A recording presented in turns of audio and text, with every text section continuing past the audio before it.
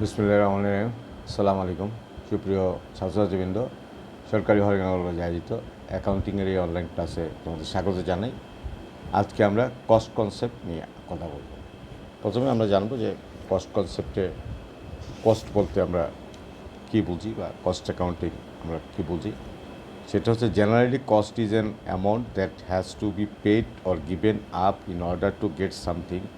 In business cost is usually a mandatory valuation of the effort, material, resource, time and utilities consumed, risks incurred এবং opportunity forgot in product and delivery of good of service.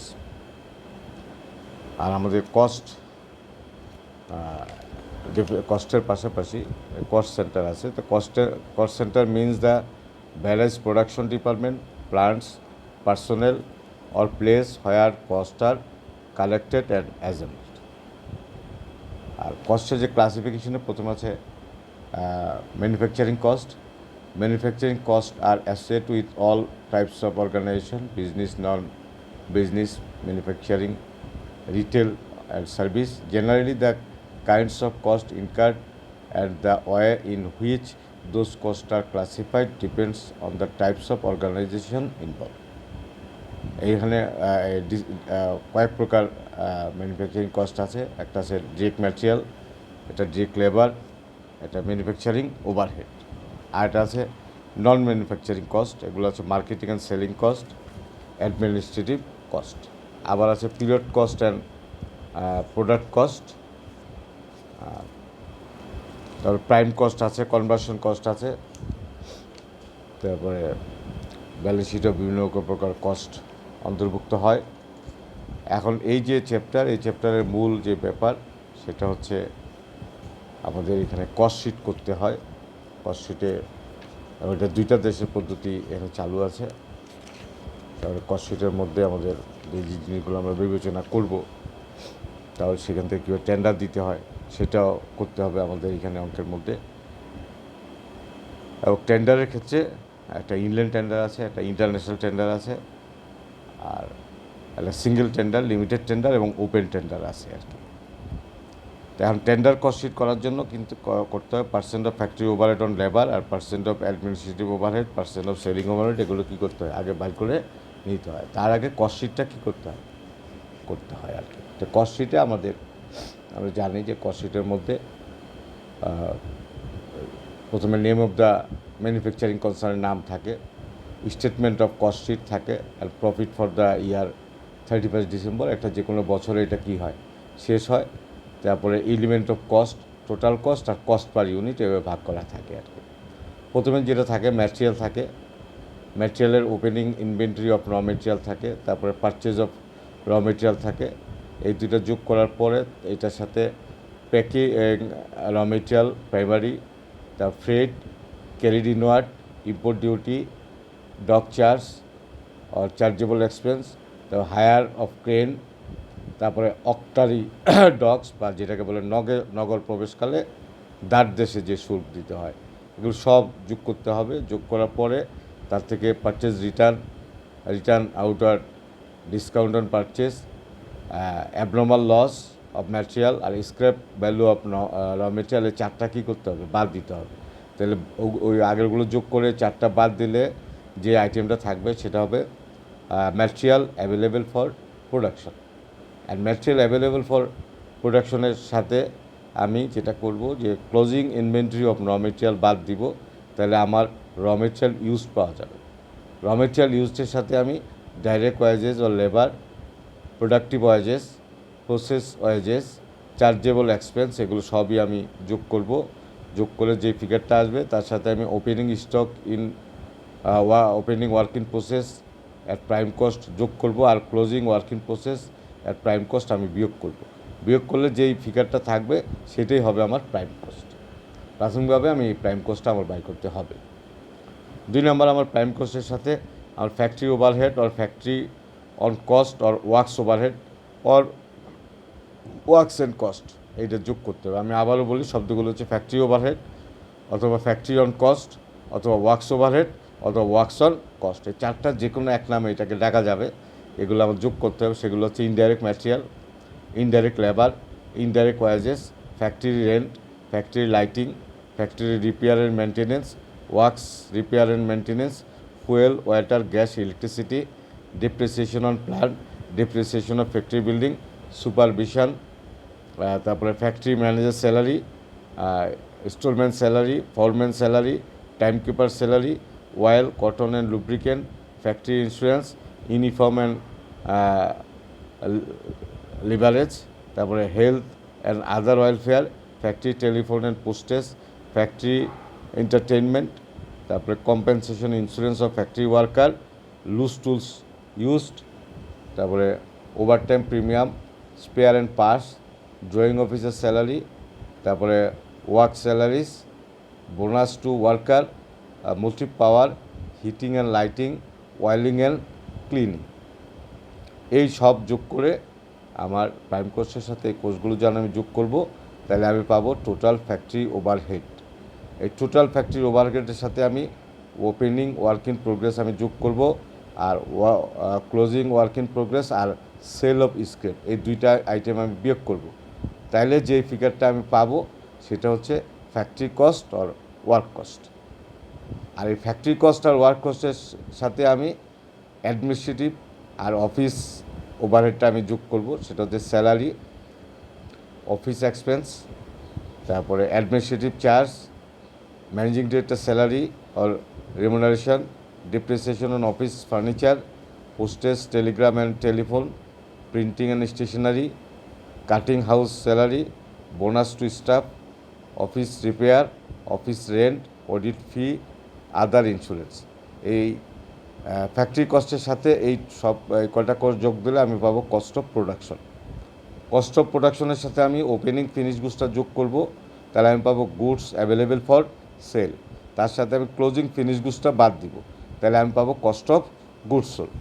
Cost of goods সোল্ডের সাথে আমি selling and distribution যে overhead আছে এগুলো সব আমি যোগ করব।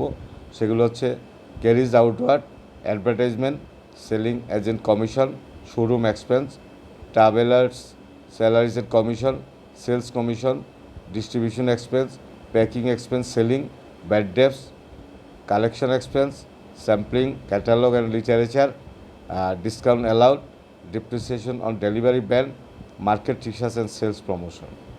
এই কস্ট অফ গুডসের সাথে এই কয়টা আইটেম যোগ করলে আমি পাবো কস্ট অফ সেলস। আর এখানে যদি সেলস প্রাইস দেওয়া থাকে, সেলস প্রাইস থেকে কস্ট অফ সেলস বাদ দিলে আমি পাবো প্রফিট। আর যদি সেলস প্রাইস দেওয়ার না থাকে, তাহলে আমার কস্ট অফ সেলসের উপর পার্সেন্টেজ দেওয়া থাকলে ওই পার্সেন্টেজ প্রফিট হিসাবে নিলে এই কস্ট অফ সেলসের সাথে প্রফিট যোগ করলে আমি কি সেলস প্রাইস পাওয়া যাব। এটি হচ্ছে মূল যে কস্টশিট। সেই কস্টশিটের থেকে আমার বিভিন্নভাবে কি করতে হয়, যেই জিনিসগুলো দরকার সেগুলো আমাদের নিতে হবে আর কি। আর আমাদের যদি সিঙ্গেল স্টেপ ইনকাম স্টেটমেন্ট তৈরি করতে হয়, সেখানে আমার রেভিনিউ আসবে, net revenue, capital gain, interest earn, royalty receive, dividend income, discount on purchase cash, other income, এগুলো আমি যোগ করব। তার থেকে cost of goods sold, selling and distribution expense, office and administrative expense, financial expense, interest expense, other expense আমি বিয়োগ করলে আয় থেকে রেভিনিউ থেকে এক্সপেন্স বাদ দিলে ইনকাম পাবো আর কি। আর আমার যদি মাল্টিপল স্টেপ ইনকাম স্টেটমেন্ট করতে হয়, তাহলে আমি প্রথমে সেলস লিখবো, তার থেকে আমি রিটার্ন অ্যান্ড অ্যালাউন্স বাদ দিব, তাহলে আমি নেট সেলস পাবো। তার থেকে আমি কস্ট অফ গুডস সোল্ড বাদ দিব, তাহলে আমি গ্রস প্রফিট পাবো। তার থেকে আমি অপারেটিং অ্যান্ড কমার্শিয়াল এক্সপেন্স বাদ দিব, সেটা হচ্ছে সেলিং অ্যান্ড ডিস্ট্রিবিউশন এক্সপেন্স আর অ্যাডমিনিস্ট্রেটিভ এক্সপেন্স, তাহলে আমি নেট অপারেটিং ইনকাম পাবো। তার সাথে আমি আদার ইনকাম, যেমন interest earn, dividend receive, discount, এগুলো সব যোগ করব। আর other expense, interest paid, contribution to worker welfare fund, এইগুলো বাদ দিব, তাহলে আমি নেট প্রফিট বিফোর ট্যাক্স পাবো। তার থেকে আমি প্রভিশন ফর ইনকাম ট্যাক্স বাদ দিব, তাহলে নেট প্রফিট আফটার ট্যাক্স আমি পাওয়া যাব। আর যদি cost of goods sold, manufacture and sold buy করতে হয়, সেখানে আমার তাহলে আমার opening stock of raw material নিয়ে শুরু করতে হবে, তার সাথে পারচেজ যোগ করতে হবে, তাহলে র মেটেরিয়াল অ্যাভেলেবেল ফর ইউজ হবে। তার থেকে আমি closing stock of raw material বাদ দিব, তাহলে র মেটেরিয়াল কনজিউম আমি পাবো।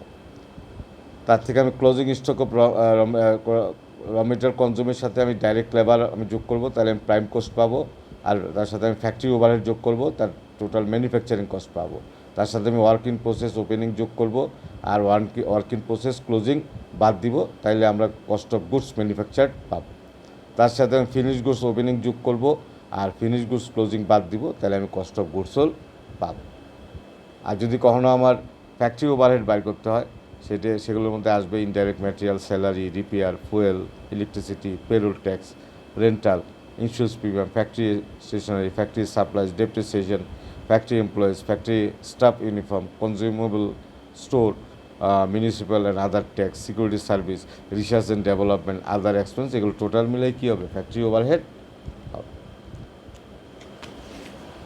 তাহলে আর কতগুলো জিনিস আসবে না কস্টশিটে, সেগুলো হচ্ছে bank charge, any interest paid, interest on loan, interest on debenture, interest on capital, donation paid, accidental loss, accounting charge, legal charge, preliminary expense, discount on share, abnormal idle time, penalties and violation, commission to underwriter, compensation, capital expenditure, income tax, dividend paid, cash stolen, bad debts provision, তারপরে হচ্ছে যে interest receive, commission receive, rent receive, তারপরে share transfer fee, profit on sale of any asset, dividend receive, bad dates recovered ইত্যাদি কি আসবে না? আসবে না।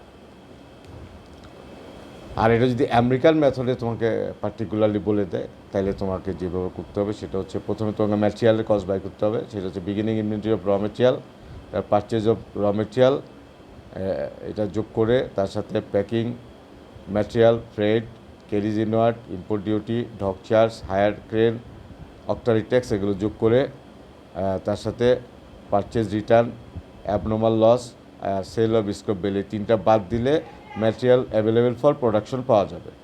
তার সাথে ending inventory of raw material যোগ হবে, তাহলে র মেটেরিয়াল ইউজড অর কনজিউম পাওয়া যাবে।